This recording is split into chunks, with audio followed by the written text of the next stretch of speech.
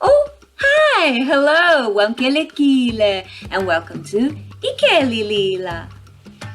Today, I want you to know how the word teacher is in Xhosa language.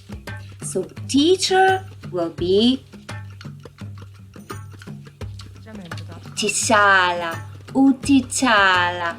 Utichala is teacher. It's a job I'm very proud of because my mother was a teacher. My mother was Utichala. So I hope to see you again, and that's a book I wrote. Yes, I wrote a book. If you're curious, contact me. Write me down and I'll let you know what the book is about. Malo!